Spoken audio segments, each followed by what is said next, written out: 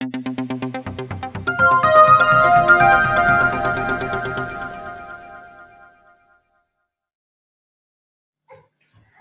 के वचन की इज्जत बहुत जरूरी है, ये हम देख रहे हैं। प्रभु कहता है यशाया 66 अध्याय, जिसको हम देख चुके हैं, थोड़ा सा इलस्ट्रेट करना चाहता हूं जल्दी जल्दी। यशाया 66 अध्याय 1 और 2 पद क्या कहता है? लिखा है, प्रभु कहता है आकाश मेरा सिंहासन, पृथ्वी मेरे चरणों की चौकी है। तुम मेरे लिए कैसा भवन बनाओगे और मेरे विश्राम का कौन सा स्थान होगा?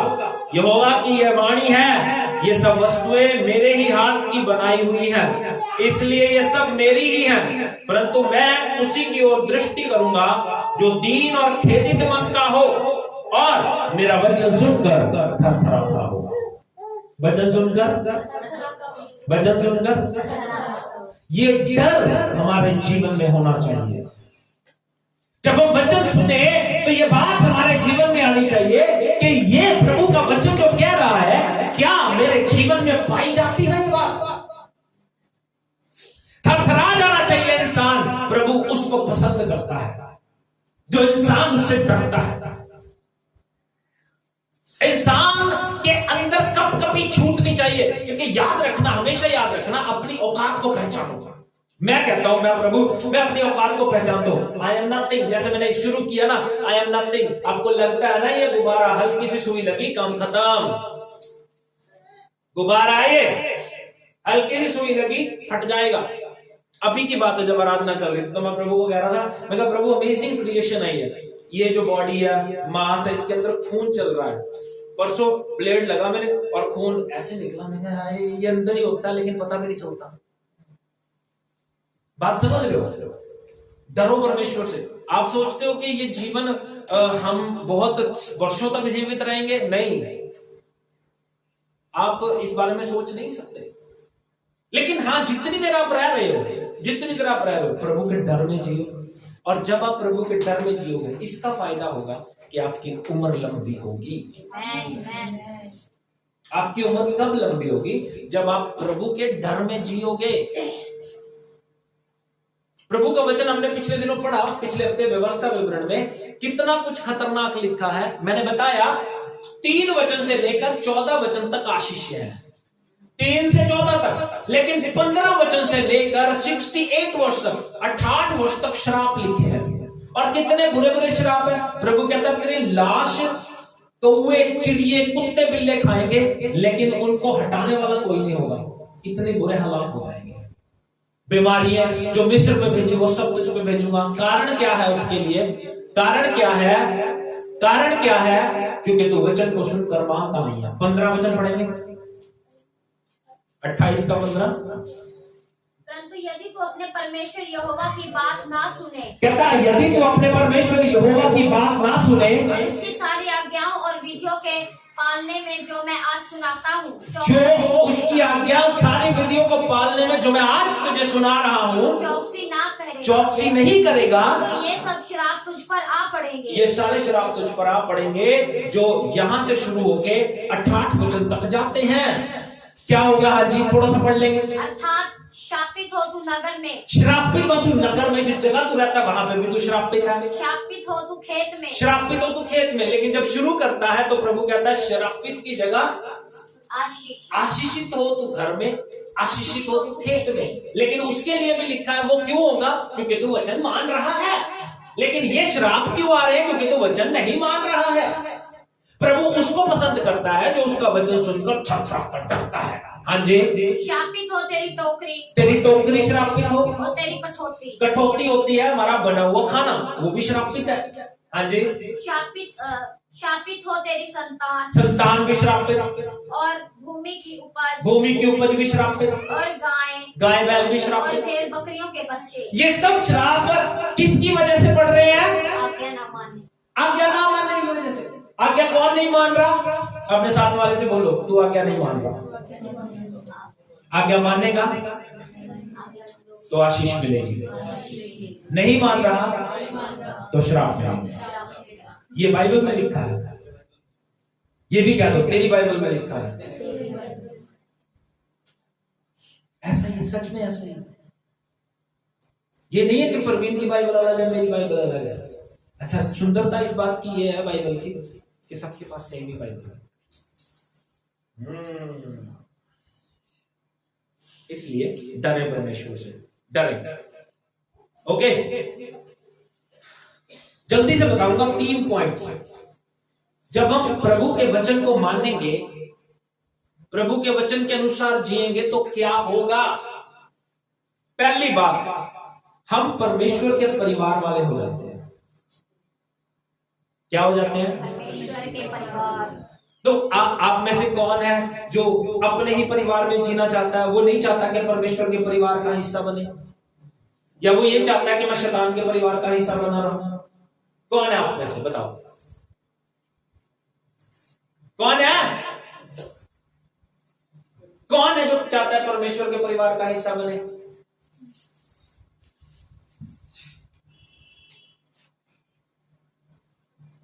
मोहित ना परमेश्वर दे करदा बनना चाहता, ना शैतान दे करदा। ना तो इसने उस तरफ हाथ उठाए, ना इस तरफ हाथ उठाया। तो परमेश्वर के घर का सदस्य बनने के लिए क्या करना पड़ेगा? हमें परमेश्वर का वचन मानना पड़ेगा। लूका उसका 8 अध्याय 19, 20 और 21 पद पढ़ेंगे जल्दी से, जल्दी। लूका 8 अध्याय 19, 20 और 21 पद। इतना टाइम, इतनी देर में मैं 10 बारी बाइबल पढ़ देता था अपनी जवानी के समय में। मैं आज भी जवान हूं, आज भी जवान हूं। ये मत सोचना कि मैं आज बुढ़ा हो गया, लेकिन मैं ऐसे निकालता था रेफरेंस। उसकी माता और उसके भाई उसके पास आए। बाइबल बताती है उसकी माता और उसके भाई यीशु मसीह के पास आए, पर भीड़ के कारण उससे भेंट ना कर सके। भीड़ के कारण उससे मिल नहीं पाए।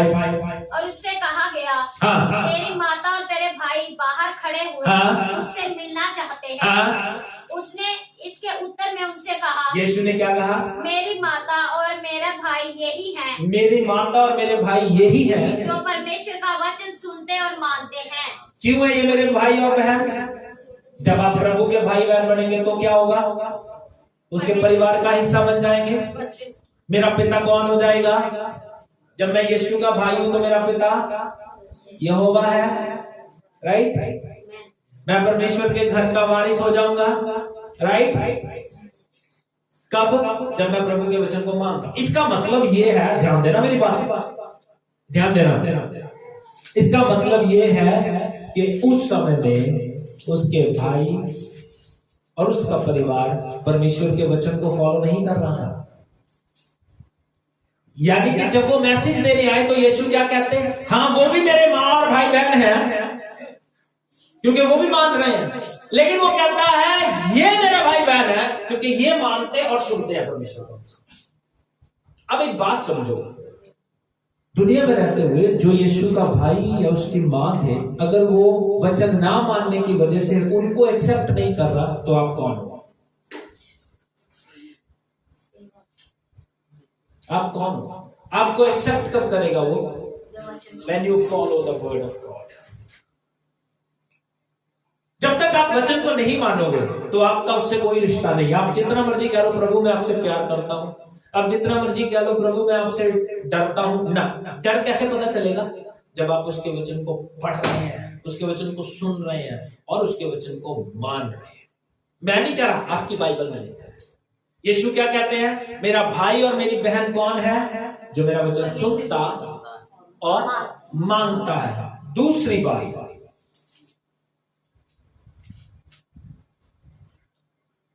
प्रभु का ध्यान आप अपनी तरफ खींचते हैं जब प्रभु के वचन को मानते हैं। क्या होता है? उसके ध्यान को अपनी तरफ आकर्षित करते हैं। आपको पता है हमारे जीवन में हम लोग स्पेशली बहनें इतने सुंदर सुंदर कपड़े पहनती हैं, इतने सुंदर सुंदर लिपस्टिक लगाती हैं, है ना, मेकअप करती हैं। इसका कारण पता है क्या होता है? क्या कारण होता है जी? हाँ, क्या कारण होता है बताओ? मैं बताऊं? To attract the people. हमारी इच्छा क्या होती है कि सब लोग मुझे अच्छा, जब देखते हैं फिर हमें गुस्सा क्यों आता है ना? आता कि नहीं आता? हम क्यों सजे थे? सजे क्यों थे? ताकि हमें लोग देखें। अब अगर देख रहे हैं तो फिर गुस्सा क्यों आ रहा है ना? सुना ना, कदे तू देखने वाली चीज ऐसी था देखना नहीं। फिर जब ये बात होती है तो फिर गुस्सा क्यों आता है? तो उसको अट्रैक्ट करने के लिए, जैसे हम दुनिया में कपड़े पहनते हैं ताकि हम अच्छे दिखें, लोग हमें देखें, उसको अट्रैक्ट करने के लिए कि वो मेरी तरफ देखे, तो क्या करना पड़ेगा? परमेश्वर के वचन को मानना। हमने ये वचन पढ़ा, ये हमारा कीवर्ड्स भी यही था, दोबारा पढ़ लेंगे। यशाया 66 उसका 1 और 2 पद। यहोवा यूं कहता है, हाँ। आकाश मेरा सिंहासन हाँ। और पृथ्वी मेरे चरणों की चौकी है। तुम मेरे लिए कैसा भवन बनाओगे? हाँ जी। और मेरे विश्राम का कौन सा स्थान होगा?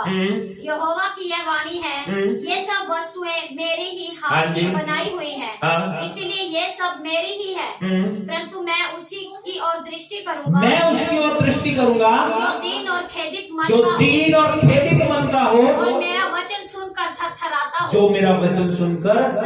हो। दीन और खेदित मन का हो। प्रभु धन्यवाद इस दशमांश के लिए। लाख गुना बरकत प्रभु अपने बच्चे की कमाई में देना, किसी भली वस्तु की कमी इनके जीवन में न रहे, सारी जरूरतों को पूरा करें यीशु के नाम में, आमीन। खुश रहो। किसकी ओर ध्यान करेगा वो? जो दीन और खेदित मन का। अब हमारे अंदर आकड़ी इतनी है। यीशु मसीह के, मेरी बात समझना, यीशु मसीह के मुंह पे थूका गया, उसे गुस्सा नहीं आया। यीशु मसीह के थप्पड़ मारे गए, उसे गुस्सा नहीं आया। फिर भी वो क्या कहता है? पिता इनको माफ कर, इनको पता नहीं क्या कर रहे हैं। हमें जरा सी बात का तो हमारा तब्बू बन जाता है। मसीही कौन है?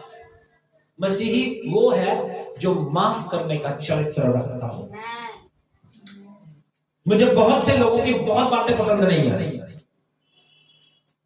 बहुत से लोगों की बहुत बातें पसंद नहीं है, कईयों ने मेरा बुरा भी किया, बट स्टिल मैं उनके साथ खड़ा हूं। कई लोग जानते भी हैं, उनको पता है कि ये मैंने इसके साथ ये किया तब भी ये मेरे साथ खड़ा है। एक व्यक्ति था, मैं आपको बताऊं, मेरे परिवार को भी नहीं पता, जिसकी वजह से मेरे ऊपर बहुत बड़ी मुसीबत पड़ी। एक दिन उसका अचानक फोन आ गया और वो मुझे कहने लगा मेरे घर पे राशन भी नहीं है। Can you believe? जिसकी वजह से मैंने इतनी बड़ी समस्या झेल ली, केस भी हो गया, उसको भी मैं राशन पैक करवा के दे के आया। मैं ये नहीं अपनी तारीफ कर रहा हूं, पर मैं अपना वो बता रहा हूं कि मेरे अंदर प्रभु ने अपना हृदय डाला है, अपना कैरेक्टर डाला है। कई बातें मुझे ठेस पहुंचाती हैं, मैं क्या के चुप कर जाता हूं, और यही कैरेक्टर प्रभु को चाहिए। कहता है दीन और खेदित मन का हो और मेरा वचन सुनकर थरथराता हो। सिर्फ सुनना काफी नहीं है, हमारे अंदर कब कभी होनी चाहिए, यार ये वचन कितना सामर्थ्य है। देखो प्रभु कितना सामर्थ्य है।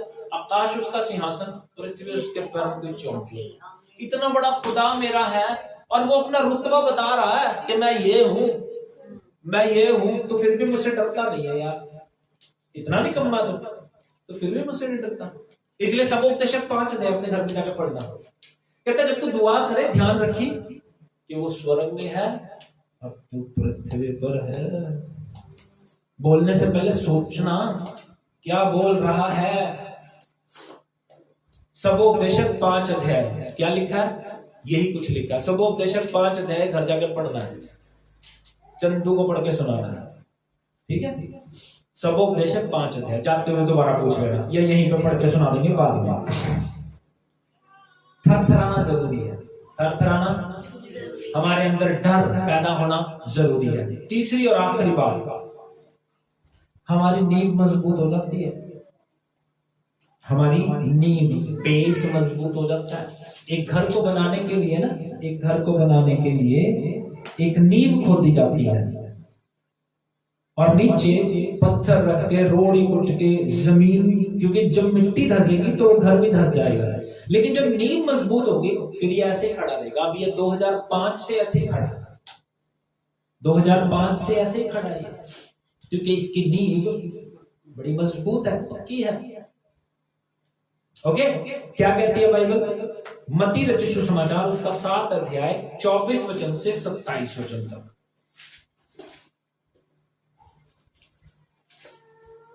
इसीलिए जो कोई मेरी ये बातें सुनकर उन्हें मानता है, हाँ जी, वह उस बुद्धिमान मनुष्य के समान ठहरेगा, वो उस बुद्धिमान मनुष्य के समान ठहरेगा जिसने अपना घर चट्टान पर बनाया। किस पे बनाया?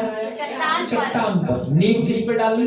चट्टान पर, मजबूती से। हाँ जी। और मैं बरसा, और बाढ़ आई, और आंधियां चली, और उस घर से टकराई, फिर भी वह नहीं गिरा, फिर भी वो गिरा नहीं, क्योंकि उसकी नींव चट्टान पर डाली गई थी। किसकी नींव है चट्टान पर? जो प्रभु का वचन सुनता और मान रहा है। जब आपकी नींव मजबूत होगी, परिस्थितियां कैसी भी क्यों ना हो, मेरी बात समझना, हमारे जीवन में परिस्थितियां उथल पुथल करने के लिए आती हैं,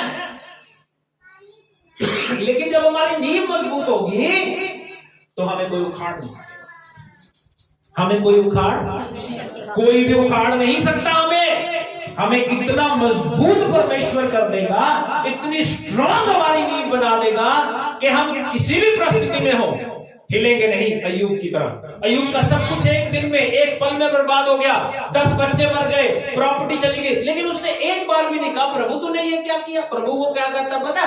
प्रभु तूने दिया, तूने लिया, तेरी महिमा हो, तेरा नाम मुबारक हो। लेकिन जो यीशु को नहीं जानते, जिनकी नींव मजबूत नहीं होती, वो ढूंढते हैं और रास्ते। उनको याद रहेगा कोई दूसरा बाबा, उनको याद रहेगा सियाना शायद वो कर देगा। मेरे भाई मेरी बात समझिए, जो काम यीशु के पास नहीं हुआ वो किसी सियाने के पास भी नहीं होगा, जितना मर्जी जोर लगाओ, जितना मर्जी जोर लगाओ। इसलिए यीशु की महिमा करें। आमीन।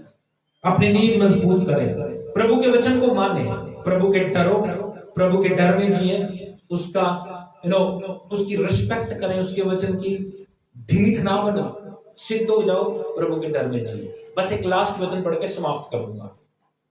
लास्ट वर्ष इब्रानियों 3 अध्याय 15 वचन से लेकर 19 पद तक पढ़ेंगे। मैं ही पढ़ता हूं, बड़े सुंदर पद है ये।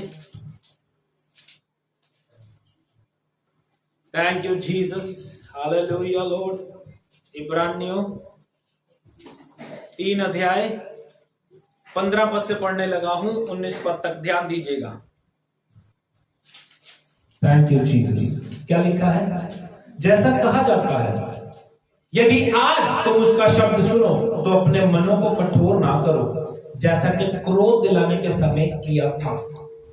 भला किन लोगों ने सुनकर भी क्रोध दिलाया? ये बातें ध्यान से सुनना। क्या कहता है? भला किन लोगों ने सुनकर भी क्रोध दिलाया?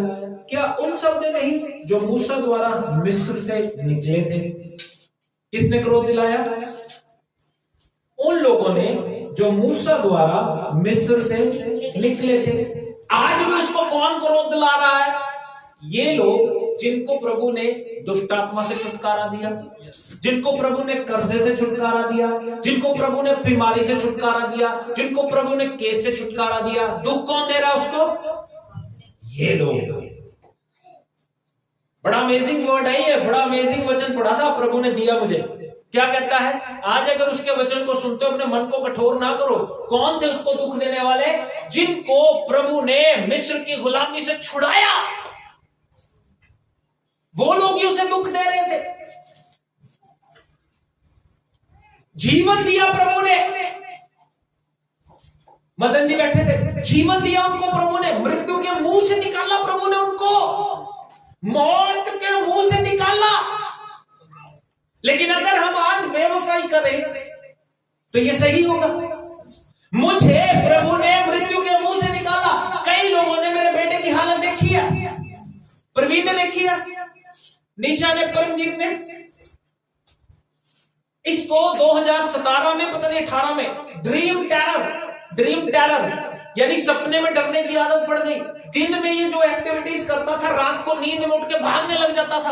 और 4 महीने तक हम लोग सोए नहीं, क्योंकि मुझे ऐसा लगता था अगर मैं हिलूंगा तो इसको कुछ ना हो जाएगा, तो वो सारे उपकार मैं भूल जाऊं। प्रभु कहता है जो मैंने तेरे लिए अच्छा किया उसे याद रख, मैं किसी दिनों किसी फैमिली में गया, उनको बेटा परमेश्वर ने दिया। मैं क्लियर क्या क्या आया हूं, अगर प्रभु दे सकता है तो ले भी सकता है। यीशु के पास आजा वापस। किसी की पूजा करने लग गई वो, मैं ठीक है करती ना, अपन दोबारा जाना ही। मैंने देखा, मेरी वाइफ ने देखा, कह रही ये तो मंदिर बना रखा है। मैं तो मुझे नहीं पता था, पता होता तो मैं इसके घर में कभी नहीं आता। बात को समझो। We need to respect the word of God। क्या कहती है बाइबल? कौन गुस्सा दिला रहे हैं उसको? देखो पढ़ लो, देखो सुंदर वचन है, बड़े प्यारे वचन है। क्या कौन गुस्सा दिला रहा है? भला किन लोगों ने सुनकर भी क्रोध दिलाया? कैसे? सुनकर। कैसे? सुनकर क्रोध दिलाया। क्या उन सब ने नहीं जो मूसा के द्वारा मिस्र से निकले थे? और वह 40 वर्ष तक किन लोगों से क्रोधित रहा? क्या उन्हीं से नहीं जिन्होंने पाप किया और उनके शव जंगल में सड़े? किनसे क्रोधित रहा? जिन्होंने पाप किया, अब जान भी लिया फिर भी पाप कर रहे हैं, तो बाइबल कहती है उनके शव जंगल में सड़ते रहे, उनकी लाशें जंगल में सड़ी। पापी जंगल के सफर में गुजर जाएंगे। मैं आपको बताना चाहता हूं, हम लोग इस जंगल के सफर में हैं। इस जंगल के दुनिया के सफर को पार करके हम लोगों ने स्वर्ग में राज्य के जाना है, या मुल्क कनान में वायदा किए हुए देश में जाना है। यीशु हमें लेने के लिए आ रहे हैं, हम उसके साथ उसके राज्य में जाएंगे। लेकिन अगर हम पाप करते रहेंगे, अगर हम गुनाह करते रहेंगे, तो इसी जंगल में मर जाएंगे और हमारी लाश सड़ेगी। मैं नहीं कह रहा, बाइबल कह रही है आप डरो ना डरो। मुझे तो डर लगता है। ये जीवन बड़ा कीमती है। ये नहीं सोचना, मैंने कई लोगों को फोन किया, मैं कहा ये मत सोचना कि आप 84 लाख जुनिया है उसके बाद फिर इंसान बन जाओगे। नो। आज मरे, नरक या स्वर्ग, उसके अलावा कोई 84 लाख जुनिया नहीं। कुत्ता बन गया, बिल्ला बन गया, धोबी बन गया, कुछ नहीं बनेगा। तो क्या बनेगा? आत्मा, और सड़ेगा, या तो नरक में सड़ेगा या स्वर्ग में राज्य करेगा। ये तेरा जीवन है, इसको कैसे तूने बचाना है देख ले। क्या कहता है? पाप की वजह से वो जंगल में सड़ गए। आज अगर आप प्रभु के वचनों को नहीं मानते तो आप भी अपने जंगल के सफर में नाश हो जाओगे। इसको अपने जीवन में लेके जाना। आगे क्या कहता है? और उसने किनसे शपथ खाई कि तुम मेरे विश्राम में प्रवेश न करने पाओगे? क्या केवल उनसे नहीं जिन्होंने आज्ञा ना मानी? किनसे शपथ खाई? जिन्होंने आज्ञा नहीं मानी। अच्छा, मैं आपको बताऊं कितने लोग परमेश्वर के मुल्क के कनान में, वायदा के देश में पहुंचे? बताओ कितनी बार बताया मैंने? कितने? ठीक हो रहा, थोड़ा मोहित, आवाज नहीं निकल रही उसकी, बस ऐसे कर रहा था। गला ठीक है? उसको पता है 2 थे। कौन थे? यहोशू और यहोशू और कालेब और यहोशू। मूसा जिंदा रहा, लेकिन देखा कि यह मुल्क कनान है। प्रभु कहता नहीं जाएगा तो इसके अंदर, इन्हें दवाई मिला। ओके, कितने लोग गए थे? कितने पता है? बाइबल कहते हैं टिड्डों के समान। कितने? आदमियों की गिनती 6 लाख। पहुंचे कितने? बाकी सारे जंगल में मर गए। इसीलिए मैं कहता हूं परमेश्वर के राज्य में भी बहुत ज्यादा नहीं जाएंगे बाबूजी, बहुत ज्यादा नहीं जाएंगे, थोड़े जाएंगे, थोड़े। अच्छा, जो लोग कह रहे हैं ना यीशु चमत्कार कर रहा है, यीशु दुष्ट आत्माएं निकाल रहा है, वो तो बिल्कुल भी नहीं जाएंगे। जो चमत्कारों पर भरोसा रखते हैं, जो यीशु पे भरोसा रखते हैं, वो ही जाएंगे। और क्या कह रहा है प्रभु? वो क्यों नहीं गए? आज्ञा ना मानने की वजह से। अब हम देखते हैं कि वे अविश्वास के कारण प्रवेश ना कर पाए। आज भी लोग अविश्वास के कारण नाश हो जाएंगे। अविश्वास कहां है? कैसे? हम तो कहेंगे हम तो विश्वासी हैं, हम तो, लेकिन मैं आपको बात बताऊं, भेद की बात जो आपको किसी ने नहीं बताई होगी। प्रभु को विश्वासी नहीं चाहिए, प्रभु को विश्वासी, प्रभु को मसीही चाहिए।